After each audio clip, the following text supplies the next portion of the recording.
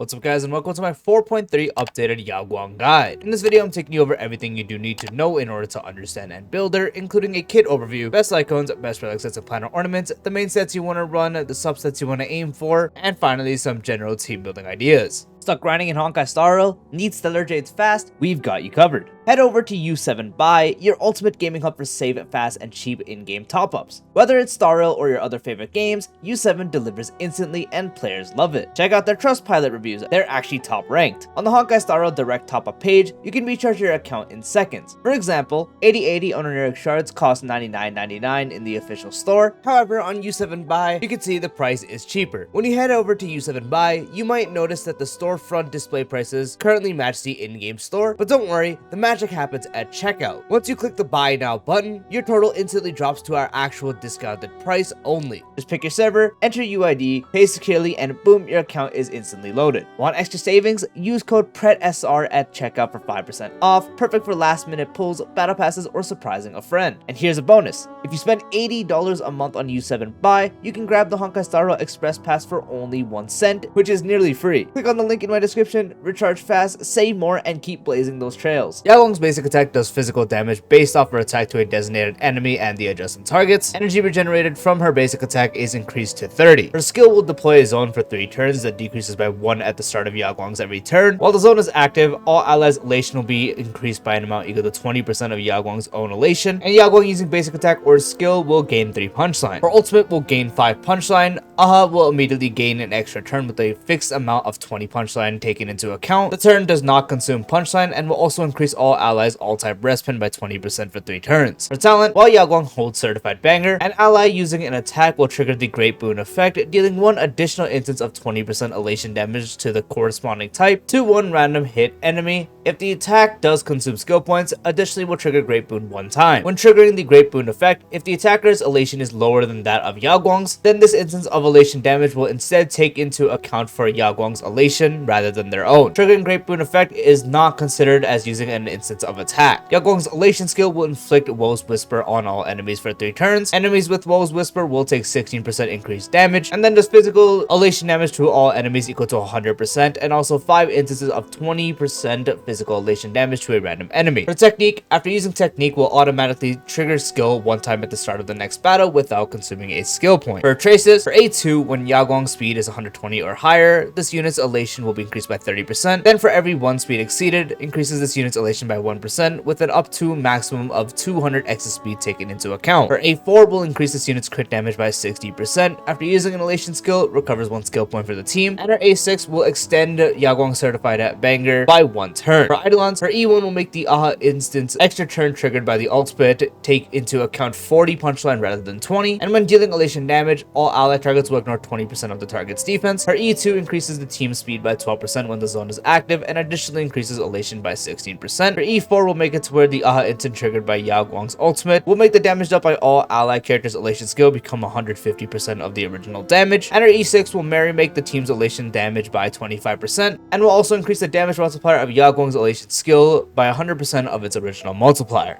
For Yao Guang's best Lightcone options, even with now becoming her first rerun banner, there still really is only 2 options you want to use, with the best one far none being her signature, providing 18% speed for the wearer. When the wearer uses their ultimate on an ally target or entering combat, the wearer gains Great Fortune for 3 turns. The wearer holding Great Fortune will increase the team's crit rate by 10% and crit damage by 30%, and the wearer's energy regen rate will be increased by 12%, and also at the start of each wave, the wearer regenerates a fixed amount of 15 energy. Speed is very important in Yao Guang. You want to build as much as you possibly can, so 18% speed is extremely helpful. Also, this does provide a lot of crit value for practically just free. Keeping this up is very easy because you do have a 3-turn ultimates potential with this actual Lightcone. So 10% crit rate and 30% crit damage is very good to build. Also, this Lightcone enables you to immediately ultimate right after her first actual turn in the entire battle. So when you go into battle and let's say it's her turn right away before anyone else, if you were to basic or skill without this Lightcone, you wouldn't have enough to actually ult, so you would need an external energy source to help with that, or just getting hit enough. With this Lightcone, you don't need that RNG. And that's because of the fixed energy it does provide. Unfortunately, this effect, besides the first time, is pretty bad. In most modes, you're really only seeing the start of the wave 2 times, maximum 3 in like Pure Fiction and some anomaly stages. That's why it's kind of whatever, but at least it does let you get it off right away. But yeah, it also does just provide a lot of speed and also a good amount of crit ratio for your team. Bar none, her signature is still her best. The only other option you want to use besides that is a free-to-play option, so there's not really an excuse not to run it, and that's the Mushi Shrumi's Adventures. Increasing the wearer's elation by 12% when the wearer uses an elation skill increases elation damage taken by all enemies by 6%. And at S5, 20% elation, 10% elation vulnerability. So just increasing Yao Guang's own elation, which is going to be a good source of her own damage being increased. Also, anyone on the team triggering the Great Boon effect would make it to where they actually would account for Yao Guang's instead if they have less elation than Yao Guang, so that can also be a benefit there. And then elation vulnerability. So anytime you're doing elation damage, you're going to have vulnerability increasing the damage they do take. So on elation teams, that's really good, especially since this Lightcone actually is able to work across multiple characters. So just because someone else on the team has it doesn't mean you can't put it on Yao Guang, as this does stack. That's really it. You can use one of the 2-star options, however, Mushi Shrumi's Adventures is significantly better, and these ones don't really provide a good effect. So if you don't have her signature, use Mushi's. If you have to just get a bit of stuff to get Mushi's, you can just use either or of the 3 stars. Both of them are pretty bad, but the moment you get Mushi's, even at S1, you just use that. For relic sets, the best in slot and the only one you really want to use is 4-piece Diviner still, with the 2-piece increasing speed by 6%, 4-piece before entering battle. If the wearer's speed is greater than or equal to 120/160, the wearer's crit rate will increase by 10%/18%, and the first time the wearer uses an elation skill in the battle will increase the team's elation by 10% and does not stack. 2-piece is just good. Speed is one of the most, if not the most important stat on Yao Guang, so it makes it easier to build her. Also, this provides a good amount of crit rate. 18% is nice, so that can also at the same time help you balance a healthy crit ratio, so you can get as much damage from your Yao Guang as you can. And at the same time, just using elation skill once in the battle for the first time, everyone will get 10% elation increase, so that's also very nice. So this is really the only one you want to use. You always give this set to Yao Guang and she's able to hold it best. If you're not running this, or maybe someone else on the team already has it, the only other thing you would do for Yao Guang is 2-piece speed, 2-piece speed. So 2-piece hacker space with relieved ordeal, 2-piece warrior goddess, or 2-piece diviner itself. Planar ornaments, there are a few options. The most common and safe reliable one is just Lushaka, with 5% energy regen rate for the wearer and 12% attack for the character positioned first in the team lineup. So in this case, you would position your elation DPS that can benefit off attack. I'm going to use the Silver Wolf team as an example here. Silver Wolf, Sparksy, Yao Guang, Sustain. In this case, Silver Wolf does not benefit from attack whatsoever. However, Sparksy is able to convert attack to elation with their trace, so in that case, you would put Sparksy in the first slot to get the attack buff. If you're using it on an Evanescence team, Evanescence can use attack somewhat better than really any of the other ones besides Sparksy, as it's not completely wasted, so Evanescence would just go there as your regular carry. And if you're running any other whack team, you just put whatever attack skiller in that first slot. Energy regen rate that it does provide is nice. However, Von Walk is also extremely powerful, with also 5% energy regen rate and a 40% advance forward entering battle with 120 speed or higher. This is very, very nice to hit really high break points, especially if you're not able to push for something like 200 speed on its own. So with this, you would just need to get about 174 speed, and then with Von Walk, you would be able to reach 3 turns within the first MLC cycle. So it makes it a lot easier to build her while also being able to balance other stats and not focusing a bunch on speed. Makes it a lot easier for people that don't have her Lightcone either, because you do want to get 3 turns within the first MLC cycle. That's really important on Yao Guang, and you also want to make it to where Yao Guang would act before Silver Wolf SP. So the Von Walk setups are very, very nice for that. Those are mainly the only 2 supportive sets you want to run. Keel also works, but it's outdated. You really want that extra energy regen rate. If you're really down bad, you can use either Forge or the Giant Tree set for the 6% speed they do provide,